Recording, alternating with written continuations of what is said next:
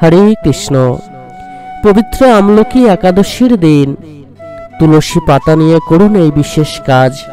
আপনারা তুলসী পাতা এই বিশেষ জায়গায় যদি রেখে দিতে পারেন তাহলে কিন্তু সহজেই সাফল্য এবং সমৃদ্ধি হু করে আপনার জীবনে আসতে থাকবে।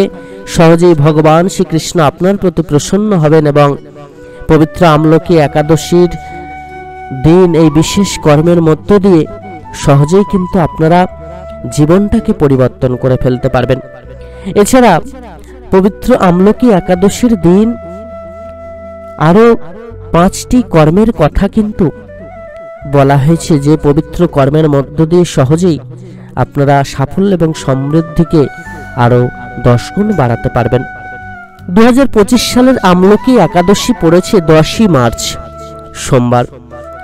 আমলকি একাদশীর পবিত্র উপবাস আপনারা কিন্তু প্রত্যেকেই পালন করার পাশাপাশি এই বিশেষ 5টি কর্ম কিন্তু করবেন ভগবান বিষ্ণুর সর্বোত্তম আশীর্বাদ লাভ করতে এবং সৌভাগ্য সমৃদ্ধি অর্জনের জন্য। আমলকি একাদশী হল একটি গুরুত্বপূর্ণ হিন্দু উৎসব, যা ফেব্রুয়ারি বা মার্চ মাসের অমাবস্যার 11তম দিনে পালিত হয়। ভক্তরা এই দিনটিকে শ্রদ্ধার সাথে পালন করেন। ভক্তরা এই দিনে আমলকি গাছের পূজা করে থাকেন, যেখানে ভগবান বিষ্ণু বাস করেন বলে বিশ্বাস করা হয়। হিন্দু পঞ্জিকা অনুসারে ফাল্গুন মাসের 11তম দিনে এই উৎসবটি পড়ে। আমলকি একাদশী পালন করে ভক্তরা ভগবান বিষ্ণুর আশীর্বাদ লাভ করেন। বিশ্বাস করেন যে এটি সমৃদ্ধি ও কল্যাণ বয়ে নিয়ে আসে।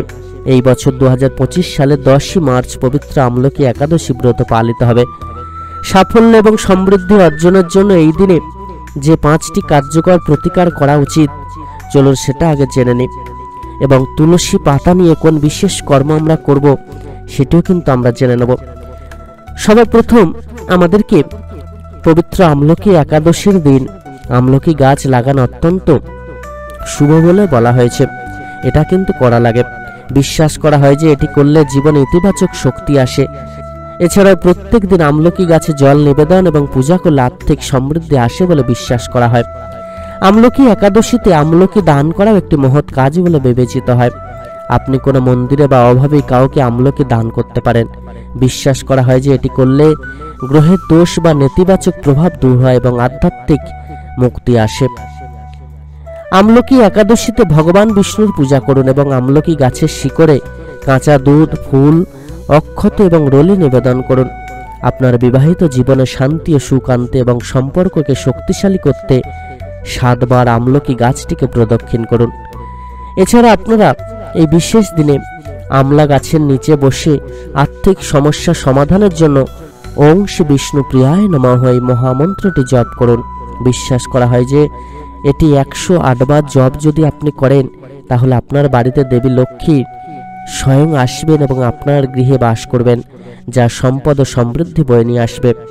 আর্থিক অসুবিধা কাটিয়ে উঠতে এবং আপনার বাড়িতে সমৃদ্ধ সুখ আনতে আমলকি একাদশীতে আমলকি গাছের নিচে তিলের তেল দিয়ে প্রদীপ জ্বালাতে পারেন। এছাড়া আপনারা কিন্তু আমলকি একাদশীর দিন ভগবান শ্রীকৃষ্ণের চরণে তুলসী পত্র, ফুল এবং চন্দন দেবেন।